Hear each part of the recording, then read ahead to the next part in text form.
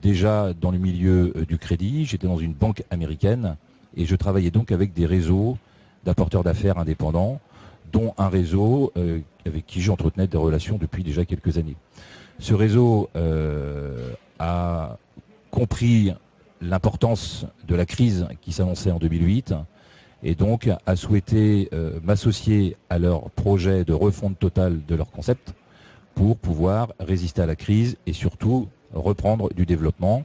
Et donc en 2009, on a créé une nouvelle marque, donc c'était la marque Réseau Saint-Georges qui est devenue Crédit Conseil de France. Et j'ai donc commencé, moi, avec, au final, pas un, mais 15 agences pilotes qui développaient déjà un concept depuis une dizaine d'années. D'accord. Alors cette phase précontractuelle, avec le point de vente pilote, éventuellement, dans certains réseaux, le contrat de réservation, est marquée par une question fondamentale, qui est celle de l'obligation précontractuelle d'information. L'obligation précontractuelle d'information, c'est une question qui cristallise le contentieux en matière de franchise.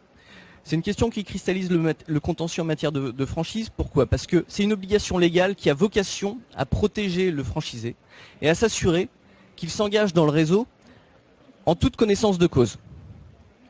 Cette obligation, elle est matérialisée dans le cadre de l'article L330-3 du Code de commerce.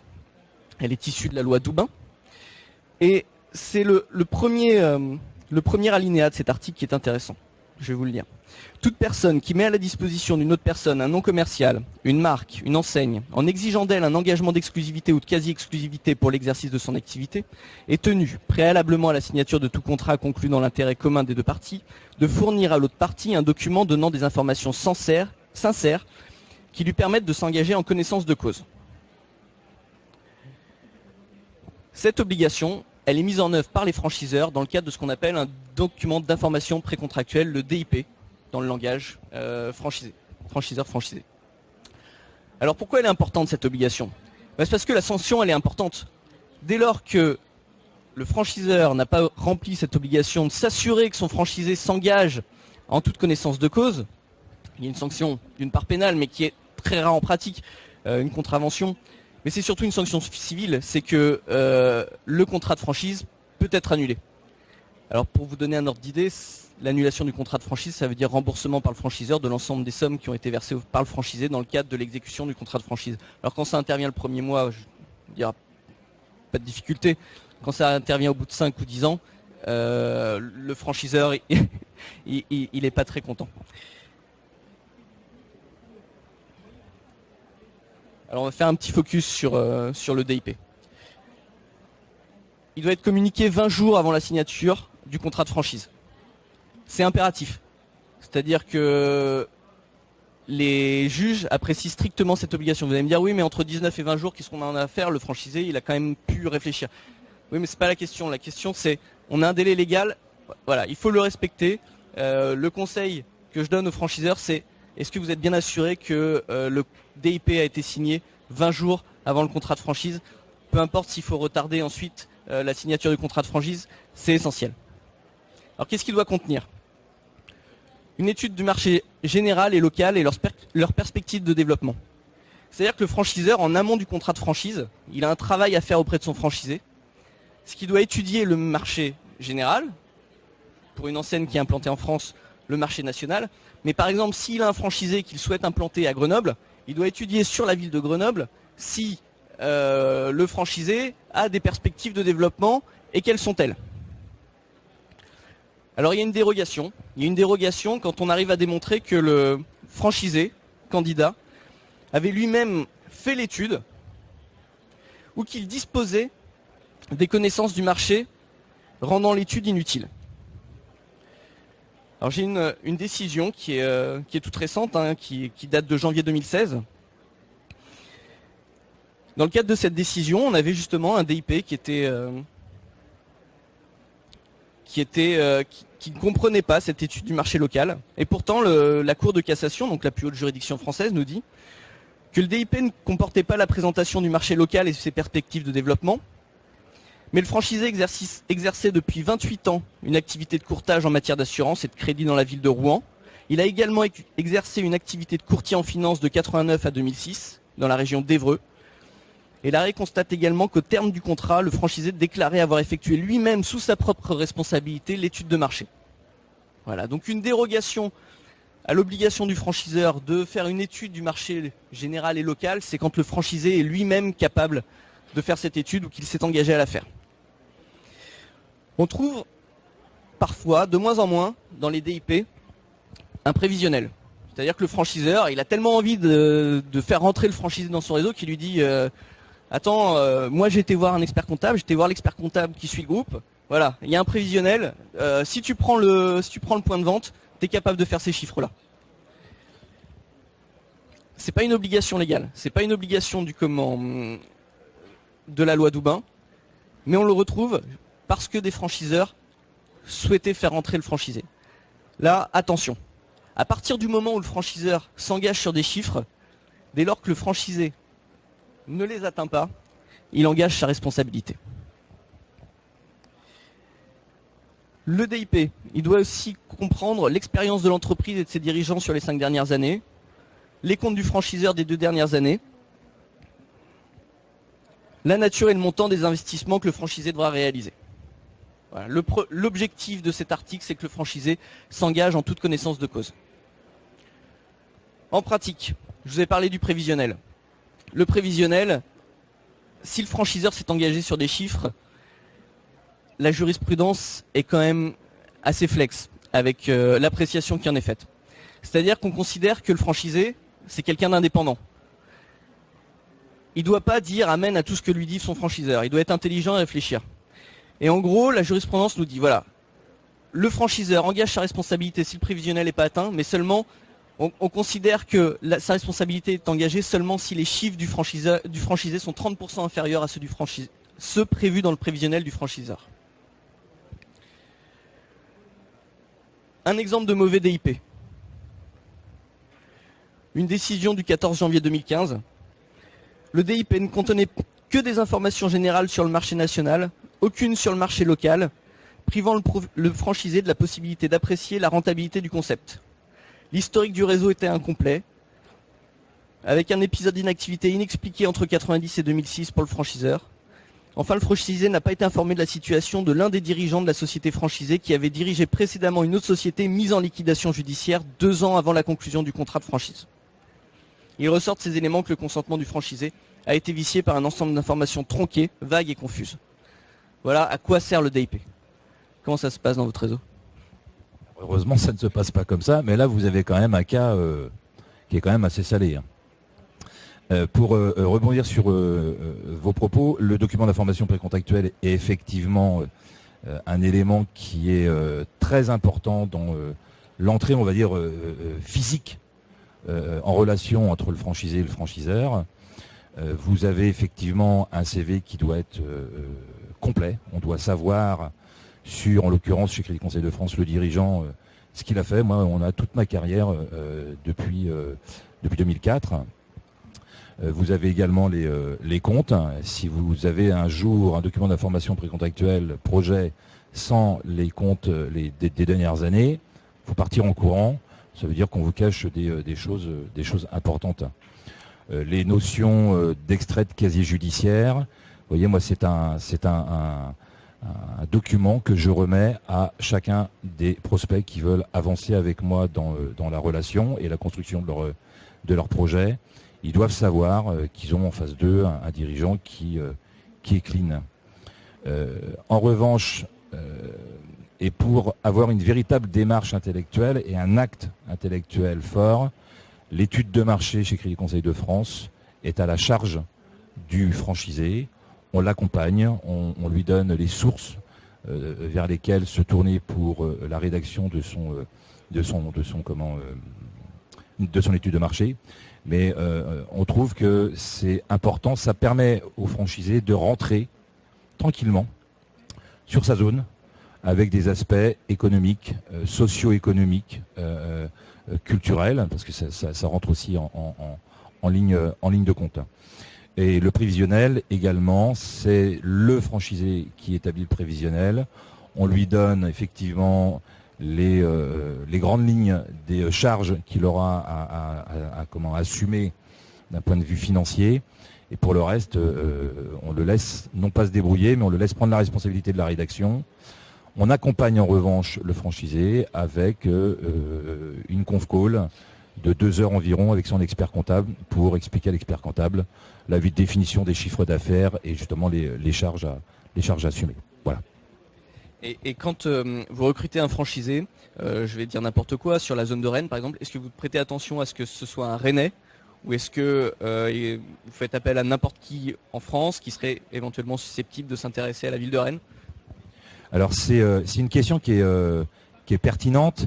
En règle générale, on est beaucoup plus rassuré, alors surtout avec le modèle de captation de nos clients. On est sur un modèle de B2B, c'est-à-dire que le franchisé crée un réseau d'indicateurs d'affaires qui va lui apporter du business. Donc si on a quelqu'un qui est un produit local, on a tendance à se dire que le développement de ce réseau, s'il n'est pas fait, va être plus facile à mettre en place. Ça peut être aussi un élément de facilité pour le franchisé et au final qui va moins s'investir. J'ai la contre-expérience avec quelqu'un que je connaissais avant qu'elle ne rentre dans mon réseau, qui pour des raisons personnelles voulait quitter Paris, mariage, enfant, et donc voulait quitter Paris, voulait être dans une ville à 1 heure de Paris. Et on avait du bon business à faire sur la ville du Mans. Donc elle est venue au Mans parce qu'elle me connaissait, mais elle est venue aussi au Mans parce que moi je la connaissais et je savais qu'elle avait le ressort et l'énergie nécessaires et l'empathie pour développer son réseau d'indicateurs. Voilà. Merci. Alors une fois qu'on a vu cette phase précontractuelle du contrat de franchise avec le document d'information précontractuelle qui est l'élément fort de cette phase, on va aborder les obligations de chacun. D'abord les obligations du franchisé. Le respect des normes du franchiseur. C'est normal, vous rentrez dans un réseau. Concrètement, le franchiseur, lui, il a passé des années à développer un concept qu'il multiplie dans chacun de ses points de vente. L'obligation essentielle du franchisé, quand il s'engage à rentrer dans ce réseau, il faut qu'il s'engage à respecter les normes du réseau. Si dans sa tête, il part déjà en disant « moi j'ai déjà ma propre expérience, j'ai déjà fait de la boulangerie avant, je rentre dans un réseau de boulangerie, mais ce que mon franchiseur fait c'est un peu n'importe quoi, je préfère appliquer mes propres concepts, mes propres idées.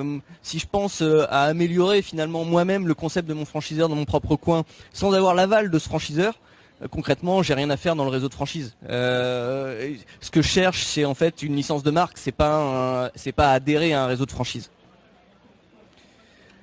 J'ai une deuxième obligation, c'est l'obligation de rémunérer mon franchiseur. Votre franchiseur, ce que je viens de dire, il a développé pendant X années un concept. Aujourd'hui, il vous le met à disposition, il a travaillé en amont. Au-delà de la mise en œuvre du concept, ça demande un back-office important. Ça demande un back-office important, notamment conseiller franchise, pour faire évoluer le concept. Ça concerne une obligation importante en termes de logistique, puisque le franchiseur doit retranscrire dans des documents l'ensemble de son concept. Il vient pas vous voir en vous disant mon concept c'est mettre le pain là, faire comme si. Le franchiseur a une bible. S'il n'a pas de bible, il peut pas mettre en place un réseau de franchise. Donc le franchiseur, il faut le rémunérer pour ça. Par contre, le franchisé, il est indépendant dans l'exercice de son activité. Il assume seul le risque de son entreprise. C'est important. C'est pas parce que vous adhérez à un réseau de franchise qu'il faut vous dire, si jamais ça va mal, de toute façon, mon franchiseur, qui est un gros groupe, qui a plein d'argent, viendra à mon secours. Non, ça c'est faux. Il peut le faire s'il décide de le faire, mais il n'a aucune obligation de le faire. Le franchisé est un indépendant. Et c'est pour ça qu'il y a le DIP. Je reviens au DIP de tout à l'heure. C'est qu'il doit s'engager en toute connaissance de cause. C'est-à-dire qu'une fois qu'il s'est engagé, il peut plus venir voir son franchiseur en disant non, là j'y arrive pas, il faut combler le trou que j'ai créé. L'indépendance du franchisé, ça implique aussi le fait qu'il a une clientèle propre. C'est-à-dire qu'il est susceptible de pouvoir vendre son fonds de commerce. C'est important, le fonds de commerce du franchisé, il n'appartient pas au franchiseur. Le franchiseur, alors certes dans le contrat de franchise, il y a des clauses qui peuvent limiter la cession du fonds de commerce avec ce qu'on appelle des clauses de préemption, c'est-à-dire que si le franchisé veut vendre son fonds de commerce, le franchiseur peut dire non, tu le vends pas à lui, tu vas me le vendre à moi, j'ai un droit préférentiel dessus. Mais rien ne peut s'opposer à ce que le franchisé vende son fonds de commerce. C'est important et c'est une conséquence importante de l'indépendance du franchisé.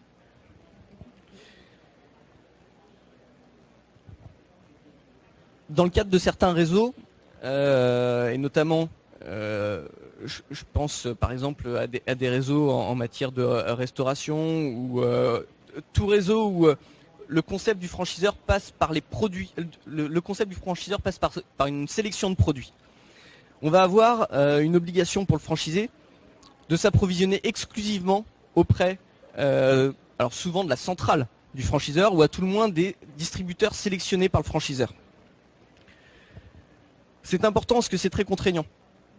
C'est contraignant et il faut être attentif dans le contrat de franchise à la question de savoir comment le franchisé peut éventuellement déroger à cette obligation. Est-ce qu'il a la possibilité de proposer d'autres produits d'un concurrent à son franchiseur qui pourra les valider ou pas?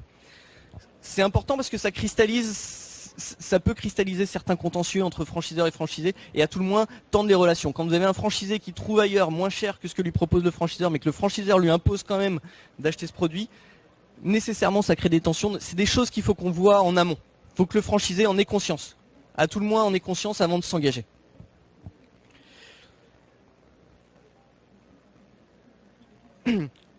Dans le cadre du contrat de franchise, le franchisé peut aussi avoir une obligation relative à la vente des produits.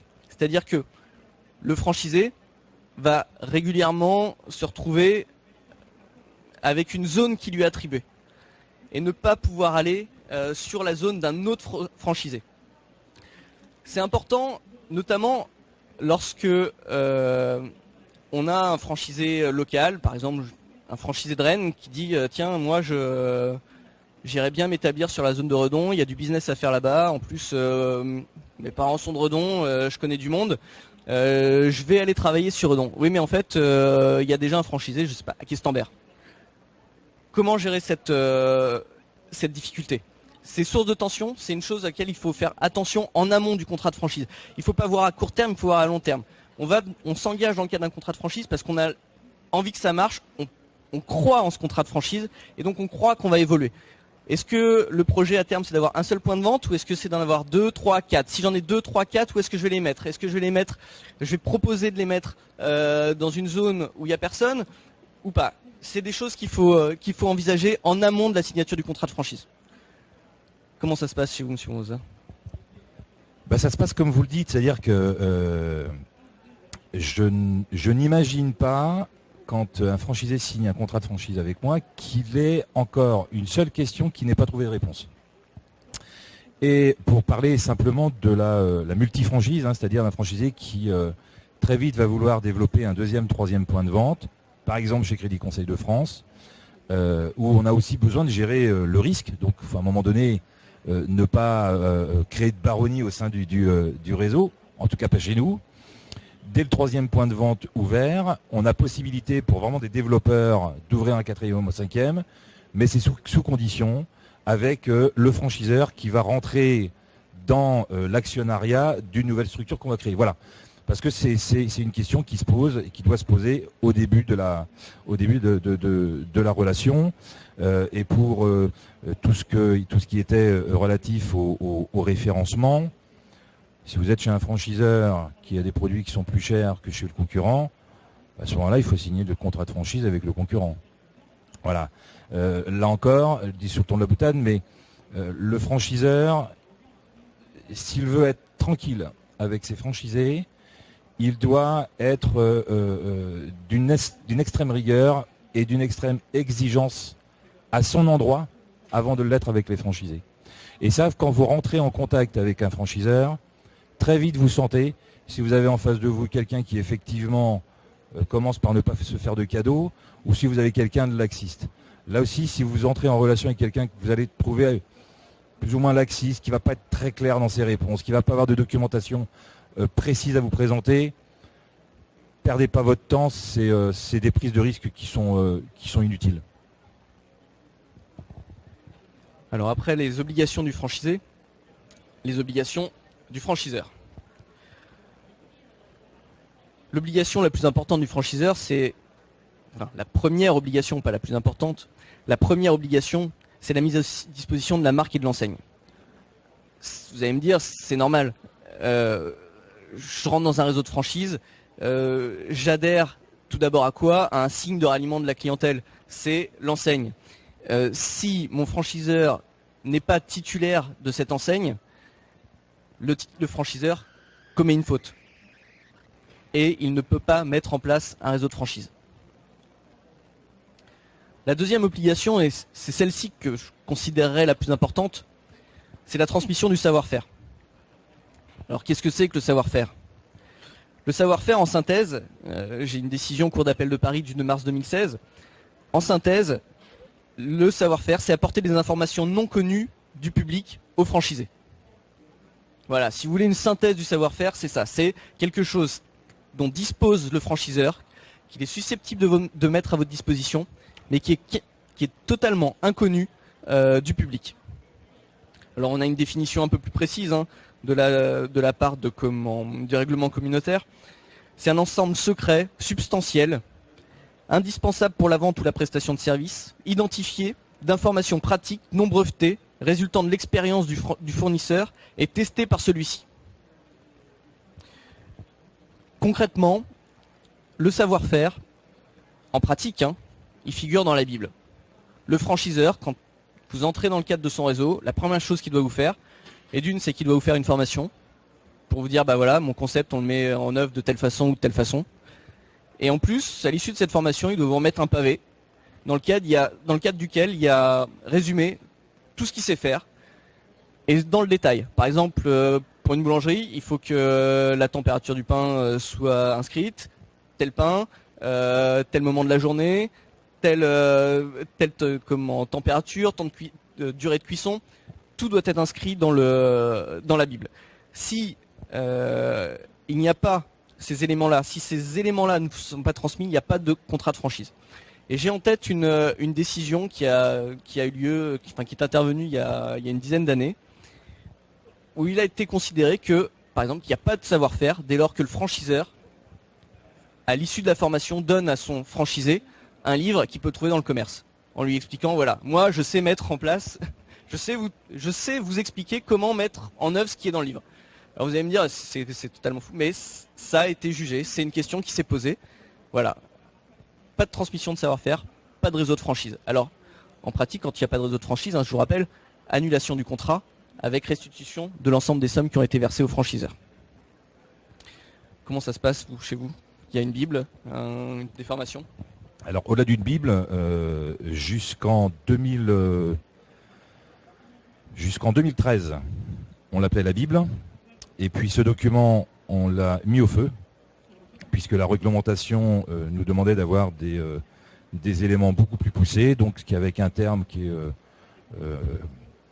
tout dire, c'est la procédure. Voilà. Donc on a des guides de procédure. On est rendu au 13e guide de procédure. Le dernier en date, c'est dans le cas où une de vos agences prend feu, dégâts des eaux par les voisins du dessus, etc., attentat, l'agence doit fermer. Comment faites-vous pour que les clients puissent avoir accès à votre agence dans les 48 heures? Voilà, donc on est gavé de procédures, mais là encore, ça vient conforter la relation entre le franchisé et le franchiseur, puisque, au contraire, le franchisé sourit quand on lui présente tout ce qu'il aura à ingurgiter avant d'ouvrir son propre business. Et sans vouloir faire de poésie, la première obligation d'un franchiseur qui veut réussir, c'est d'aimer les autres. Voilà, un franchiseur qui n'aime pas les autres, il a peu de chances de réussir dans sa vie professionnelle. On parle beaucoup d'obligations, de contraintes, etc. La première réussite entre un franchiseur et un franchisé, c'est la relation humaine qui est instaurée. Je dis souvent, vous voyez, j'étais avec deux femmes qui vont ouvrir une agence à Évry, dans l'Essonne, et je leur disais, on va se marier pendant 5 ans. Et pendant 5 ans, vous allez me lire tous les jours. Je communique tous les jours avec mon réseau. Donc, au-delà du DIP, au-delà du contrat, au-delà des outils qu'on met à votre disposition, au-delà de l'histoire de mon enseigne, au-delà de mon CV, il faut que la relation passe entre nous et qu'on ait envie de passer du temps ensemble. Et ça, c'est là encore une des premières impressions sur laquelle il faut que vous soyez attentifs pour ceux qui souhaitent demain vivre l'aventure de la franchise. C'est de vous dire, est-ce que la personne que j'ai en face de moi, je vais prendre du plaisir à échanger avec elle et à travailler avec et pour elle. Voilà. Alors dans le prolongement de la transmission du savoir-faire, la transmission du savoir-faire, elle s'opère au moment de la signature du contrat de franchise. C'est-à-dire que à l'issue de la signature, il y a la formation, on remet la Bible, chez vous, les procédures. Mais ensuite, le contrat, ce que vous disiez, le contrat dure 5 ans. Enfin, dans la majorité des cas, dure 5 ans. Comment ça se passe pendant ces 5 années? Le franchiseur a une obligation d'assistance technique et un devoir de collaboration avec ses franchisés. C'est-à-dire que pendant toute la durée d'exécution du contrat, le franchiseur doit visiter ses franchisés, vérifier que ceux-ci ont bien mis en œuvre le concept, pas nécessairement dans un but de le sanctionner ou de lui dire tu fais mal ton travail, mais de le tirer vers le haut en lui disant tiens, tu fais ça comme ça, tu ferais mieux de le faire comme c'est expliqué dans nos procédures et comme ça, tu verras, ça marchera mieux. Alors ça passe en pratique par des visites mystères, ça passe par la visite de conseillers franchise, ça passe par des formations. Et cette assistance technique, elle passe aussi par la mise en œuvre de moyens de communication. Les moyens de communication, c'est important. La pub, vous payez des redevances. En qualité de franchisé, vous payez des redevances, ça vous coûte un certain pourcentage de votre chiffre d'affaires, qui peut être important selon les réseaux de franchise.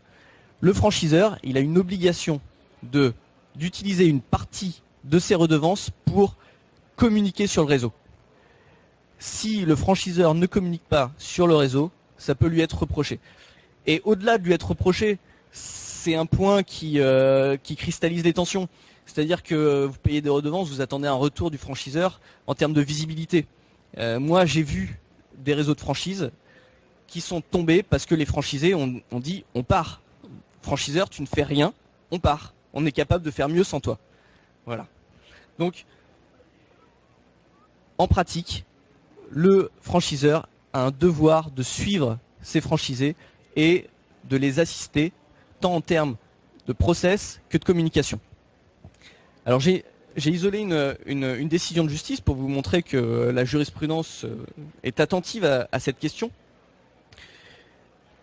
Et cette décision, c'est celle de la Cour de cassation du 21 octobre 2014 qui nous dit que le franchiseur avait en l'espèce bien accompli son obligation. Puisque la Cour relève que les parties avaient produit le contenu de nombreuses correspondances qui étaient intervenues entre les parties. Ces correspondances démontraient l'effectivité de l'assistance apportée aux franchiseurs. Alors comment? Par la mise en place d'outils de communication personnalisés, les campagnes de communication locales et nationales, l'ouverture d'un institut, les visites régulières des conseillers, l'organisation de réunions régionales et de conventions nationales, l'édition d'une revue interne d'information sur le réseau et la création d'un site internet d'information et d'assistance aux franchisés. Voilà, donc la Cour de cassation est attentive à ce que le franchiseur mette en œuvre cette obligation. C'est pas la simple distribution d'un concept, c'est le suivi de ce concept dans le cadre de la mise en œuvre par les franchisés. Le franchiseur, il a aussi une obligation envers ses franchisés. Et on revient à ce qu'on évoquait tout à l'heure, c'est la mise en œuvre des clauses d'exclusivité territoriale. On le disait tout à l'heure, les franchisés peuvent avoir souscrit une obligation selon laquelle ils restent par exemple sur le territoire de Rennes. Ils ne vont pas sur le territoire de Redon ou ailleurs. Et le franchiseur a l'obligation de faire respecter cette obligation. C'est-à-dire que si le franchiseur a obligé un franchisé à rester sur le territoire de Rennes, il doit, en contrepartie, s'assurer que d'autres franchisés ne vont pas venir sur ce territoire de Rennes. Il engage ici sa responsabilité s'il ne le fait pas. Et c'est assez fréquent, dans le cadre de contentieux, qu'on retrouve cette question, parce qu'on a régulièrement des franchisés historiques qui sont dans une ville, qui finalement ont développé le business sur cette ville. Puis la ville a grossi. Le franchisé dit moi je serais très intéressé pour mettre en place un deuxième point de vente sur cette ville. Oui, mais le problème c'est que ce franchisé, comme c'est un historique, il commence à prendre un petit peu de place dans le réseau. Il connaît tous les autres franchisés, il commence à vouloir mettre un peu le concept à sa sauce, ce qui fait que moi j'ai pas forcément envie de lui donner le deuxième point de vente sur la ville de Rennes. Donc qu'est-ce que je fais? Voilà. Là il y a une vraie problématique. La question devant laquelle se trouve le franchiseur, c'est est-ce que je renégocie le contrat avec ce franchisé en lui disant voilà, j'attends que le contrat prenne fin et puis finalement je te le renouvellerai mais avec une obligation, une zone territoriale diminuée par rapport à l'ancien contrat. Est-ce que finalement, non, face au risque et face à l'obligation de développer son réseau très rapidement, je dis bon allez, je te donne quand même le deuxième point de vente. Voilà, des vraies questions. Ou je renouvelle pas. Voilà. D'ailleurs, comment ça se passe chez vous? C'est rarement arrivé, mais c'est arrivé une fois où j'avais parce que on parle souvent dans les exemples des manquements du franchiseur. Il peut aussi arriver que les manquements viennent du franchisé. Et j'ai eu l'expérience d'un franchisé de mauvaise foi, parce que ça n'a pas d'autre terme. Là aussi, c'est arrivé qu'une fois, mais j'ai attendu patiemment la fin du contrat. Et à la fin du contrat, il était bien certain qu'il allait re-signer. Je lui dis, écoute, tu re-signeras, mais avec un autre franchiseur. On se quitte en bon terme. Je profite juste pour rebondir sur les éléments qui sont exigés du franchiseur. Effectivement, la communication est un élément important. Celui qui pour moi est le plus important, c'est clairement, après la formation, l'animation. Et quand vous faites la découverte du fonctionnement d'un franchiseur, eh bien, c'est de bien vous assurer qu'effectivement, il va y avoir des passages en agence pour faire des checks annuels, biannuels, que vous avez bien de la réunion régionale, des réunions nationales, et qu'il y a également, parce que c'est un événement qui est très important dans la franchise, ce qu'on appelle la fameuse convention annuelle, où en règle générale le franchiseur met un peu les petits plats dans les grands plats, et ça permet surtout à l'ensemble des franchisés. Chez Crédit Conseil de France, on invite même les collaborateurs des franchisés à tous se retrouver pour faire le bilan et surtout se projeter sur les 3 prochaines années à chaque fois. Voilà. Vous faites les clients mystères? Ça, c'est mon petit dessert. J'aime bien de temps en temps, oui, appeler une agence. J'arrive à changer ma voix et en règle générale, ils se font avoir. Mais là, c'est pareil, c'est parce que le franchiseur et l'équipe du franchiseur est légitime que les résultats des clients mystères, en règle générale, sont jamais très très graves, quoi.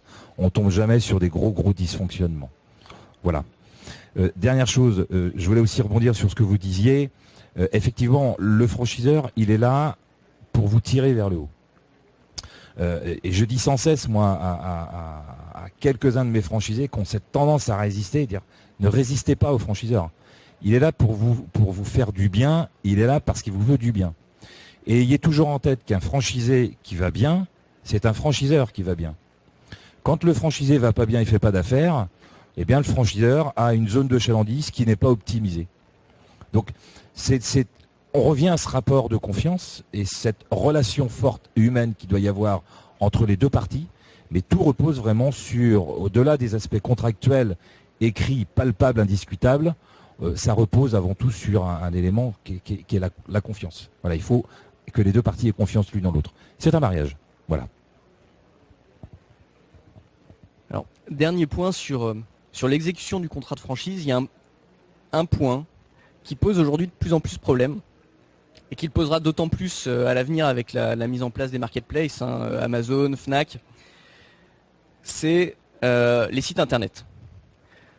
Alors ça se pose moins maintenant, mais parce qu'on anticipe, on a ce retour d'expérience, mais il reste quand même la question de comment on fait pour gérer un franchisé qui met en place un site internet ou un franchiseur qui met en place un site internet pour vendre ses produits finalement sur internet, quand en même temps dans son contrat de franchise, il a une zone qui lui est attribuée. Alors, dans les deux cas, si rien n'est prévu au contrat, c'est le principe des ventes passives qui se pose. En gros, La vente sur Internet, elle est autorisée par l'un et par l'autre. Simplement, il ne faut pas que soit visée une zone précise. Je m'explique. Le franchisé de Rennes, s'il veut vendre ses produits sur Internet, il ne faut pas qu'il vise simplement la clientèle, par exemple, de Grenoble. Le franchiseur, pareil. Il ne faut pas qu'il vise spécifiquement les clients qui pourraient se trouver sur la zone de Rennes, en disant, voilà, par exemple, je fais une réduction précise pour les clients qui se trouvent à Rennes. Dans ce cas-là, ils se mettent en faute. Vous avez un site internet ? Alors on a un site internet Crédit Conseil de France qui est un moyen de captation de clientèle pour les agences, mais qui représente à peine 5% de chiffre d'affaires. En revanche, dans un souci de diversification des canaux d'acquisition, on a souhaité créer un site internet, mais qui pour le coup n'est pas du tout un site Crédit Conseil de France. Donc avec une autre marque, un autre positionnement. Et pour ne pas avoir, pour rebondir sur vos propos, à gérer des conflits de création de sites internet par nos franchisés ont interdiction de créer de sites internet. Ça évite de discuter les clauses d'exclusivité territoriale et ça apaise les relations. Alors après l'exécution du contrat de franchise, l'extinction du contrat de franchise. Alors il y a plusieurs causes à la fin du contrat de franchise. Une première cause, ça peut être la rupture du contrat de franchise en cours d'exécution. Concrètement, c'est soit l'initiative du franchiseur, soit l'initiative du franchisé, et dans la plupart des cas, c'est parce que le mariage finit sur un divorce, on n'a plus envie de travailler l'un pour l'autre. Il y en a un qui n'a pas exécuté ses obligations, par exemple le franchiseur qui, ce que je disais tout à l'heure, pouvait ne pas avoir mis en œuvre les moyens de communication nécessaires, ou le franchisé, alors généralement, et c'est souvent ce cas-là qu'on retrouve dans le cadre des litiges, le franchisé qui arrête de payer ses redevances parce qu'il n'arrive plus à suivre. Voilà, moindre mesure, le cas du franchisé qui applique pas le concept, parce que généralement il y a toute une machine du franchiseur derrière qui vient le voir, qui dit mets en œuvre le concept de telle façon, tu vas mieux y arriver. Voilà, les franchiseurs arrivent à, en règle générale, je dis bien, il y a bien des exceptions, mais les franchiseurs savent mettre en œuvre leur obligation d'assistance et faire respecter leur concept. De toute façon, c'est simple, si le concept n'est pas respecté, le contrat n'est pas renouvelé. Mais la grosse cause de rupture du contrat de franchise de la part des franchiseurs, c'est le non-règlement des redevances. Deuxième cause d'extinction du contrat de franchise, c'est l'expiration du contrat. Ce qu'on disait tout à l'heure, généralement le contrat de franchise, il est conclu pour 5 ans. C'est un mariage. Est-ce qu'on a envie de continuer ou pas? Est-ce que ça s'est bien passé ou pas? Est-ce qu'on a un autre franchisé éventuellement sous la main avec lequel on préférerait travailler? Est-ce que quand je vais renouveler mon contrat de franchise, je vais le renouveler aux mêmes conditions qu'il y avait avant? Si le franchisé veut pas, je renouvelle pas et puis voilà. Alors, on a peu de contrats de franchise à durée indéterminée. Quand le contrat de franchise est à durée indéterminée, concrètement, il y a on fait 1 mois de préavis par année d'ancienneté du contrat. Voilà, donc entre 5 et 6 mois de préavis. Mais comme je vous disais, c'est assez rare qu'il y ait un contrat de franchise à durée indéterminée. On a enfin une troisième cause d'extinction du contrat, c'est la transmission du contrat. Alors soit parce que le franchisé vend son point de vente, ce qu'on disait tout à l'heure, le franchisé est indépendant, il peut vendre son point de vente. Dans ce cas-là, généralement, dans le contrat, il est prévu une clause de préemption de la part du franchiseur. Une clause de préemption de la part du franchiseur qui va pouvoir dire non, tu vends pas à cette personne-là, par contre, moi, je te reprends le fonds. Il peut y avoir aussi une cession du réseau par le franchiseur, qui se fait reprendre par un autre réseau de franchise. On pense par exemple notamment en ce moment à Quick qui se fait reprendre par Burger King. La question c'est de savoir est-ce que le franchisé continue ou pas. Le franchisé n'est pas obligé de passer enseigne Burger King. Donc, à voir aussi en amont, quand vous savez que dans votre réseau il va se passer une cession de la part du franchiseur, parce que finalement Radio Moquette fonctionne quand même pas mal, ça se sait, allez voir le franchiseur pour savoir voilà, quelles options s'offrent à vous.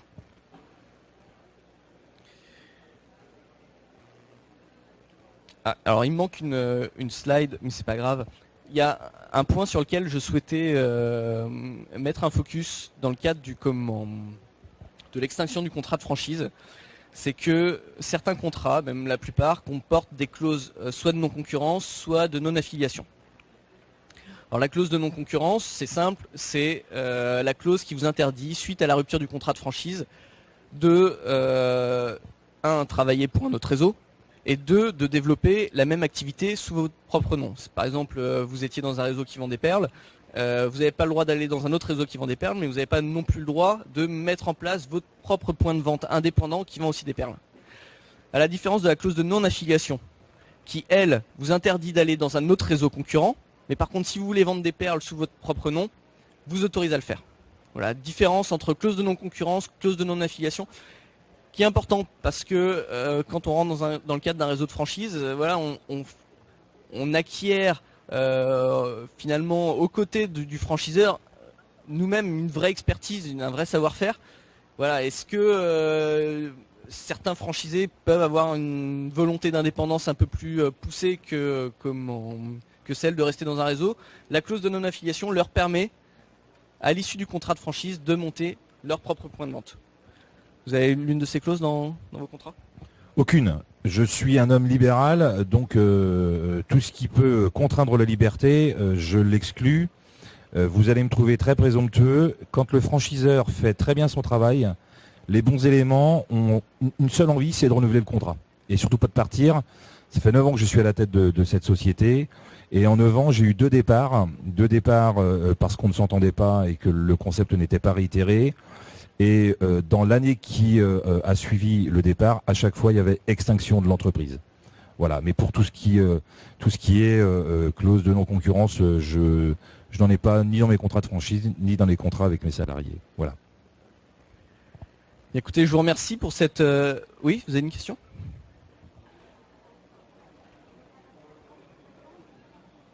Oui, en fait...